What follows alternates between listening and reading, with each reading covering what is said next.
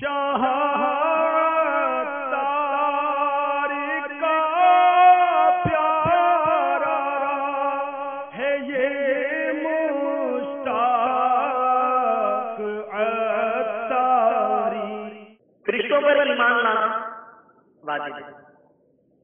تمام کے تمام فرشتے جو اللہ رب العزت نے جن کو پیدا فرمایا ان سب پر ایمان لانا یہ واجب ہے۔ ان کا انکار کفر ہے، فرشتوں کا انکار کفر ہے۔ ان کے دل میں مختلف کام ہیں، ان میں سے کچھ ماتحت ہیں اور کچھ حکمران ہیں، کچھ سربراہ ہیں۔ ان کی تعداد بہت زیادہ بہت زیادہ اللہ تبارک و تعالی جانے اور اس کے بتائے سے اس کا رسول جانے۔ قرآن نے ارشاد فرمایا وما یعلم جنود ربک الا هو، یعنی رب کے لشکروں کو وہی جانتا ہے۔ سورہ مدثر کی آیت اور اس کے تحت فرمایا گیا کہ اس سے مراد فرشتے ہیں کہ ان کی کتنی تعداد ہے، کتنے لاکھ ہیں، کتنے کروڑ ہیں، کوئی نہیں جانتا۔ فرشتوں کو کفار مکہ اللہ کی بیٹیاں کہتے تھے، معاذ اللہ ثم معاذ اللہ۔ اور فرشتے اللہ تبارک و تعالیٰ کی نورانی مخلوق ہیں۔ بعض فرشتے شکلیں بدلنے پر بھی قادر ہیں۔ ایک مرتبہ حضرت جبریل امین علیہ السلام حضور علیہ السلام کی بارگاہ میں حاضر ہوئے، انسانی شکل میں آئے۔ حضور علیہ السلام دو زانوں بیٹھے ہوئے، سرکار علیہ السلام کے زانوں سے زانوں کو ملا دیا، سامنے گھٹنوں کو ملا دیا اور آپ سے سوالات کرنے لگے، ایمان کیا ہے، اسلام کیا ہے، اور اس طرح کے دوسرے سوالات کی سرکار دو جہاں سید عالم صلی اللہ علیہ وسلم جواب دیتے رہے۔ جب آپ چلے گئے تو حضور صلی اللہ علیہ وسلم نے ارشاد فرمایا اے صحابیوں جانتے ہو یہ کون تھے؟ تو صحابہ اکرام کی بڑی پیاری عادت عرض کرتے تھے اللہ جانے اور اس کا رسول جانے۔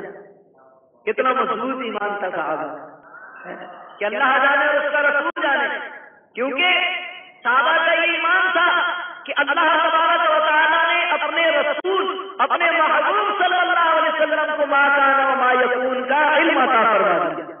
ابھی تو عرض کرتے تھے ذرا سی کوئی بات معلوم کرنی ہو حضور علیہ السلام کی بارگاہ میں حاضری دے، تو صحابہ نے جب یہ عرض کی حضور علیہ السلام نے ارشاد فرمایا جبرائیل تھے تمہیں اسلام ایمان تمہارا دین سکھانے کے لیے آئے، سوالات مجھ سے کر رہے تھے لیکن دراصل تم کو سکھا رہے تھے۔ پتہ کیا چلا کہ جبریل امین علیہ السلام نے جب سرکار صلی اللہ علیہ وسلم سے سوالات کیے ہیں یا حضور علیہ السلام نے ان سے سوالات کیے ہیں تو اس کا یہ مطلب ہرگز نہیں ہے کہ میرے آقا علیہ السلام کو معلوم نہیں تھا۔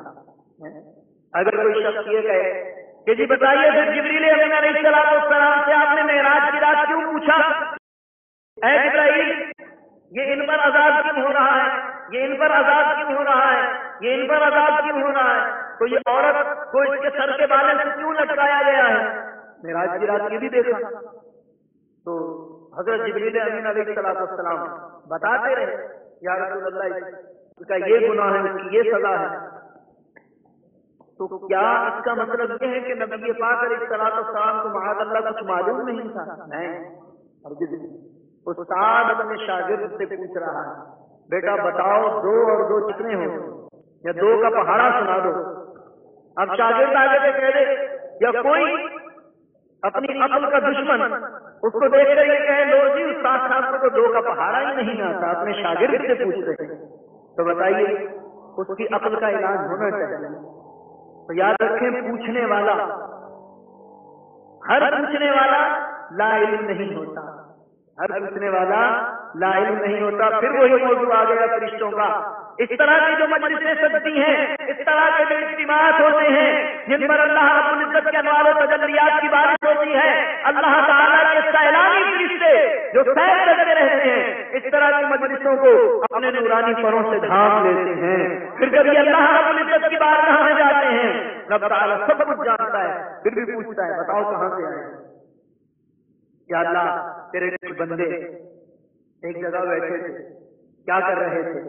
یا اللہ سے جنت کا سوال کر رہے تھے، کیا انہیں جنت کو دیکھا ہے؟ نہیں دیکھا، اگر دیکھ لیں تو الہ العالمین وہ اور زیادہ تجھ سے تیری جنت کو مانگے، اللہ کی رحمت جوش میں آتی ہے، ارشاد فرماتا ہے فرشتوں گواہ ہو جاؤ میں نے ان سب کی مغفرت فرما دی ہے۔ وہ کرتے الہ العالمین کچھ لوگ ایسے ہی آگے بیٹھ گئے تھے، ارشاد فرماتا ہے میں نے ان کو بھی بخش دیا، کیونکہ ان کے ساتھ جو بیٹھنے والا ہے وہ محروم نہیں جاتا۔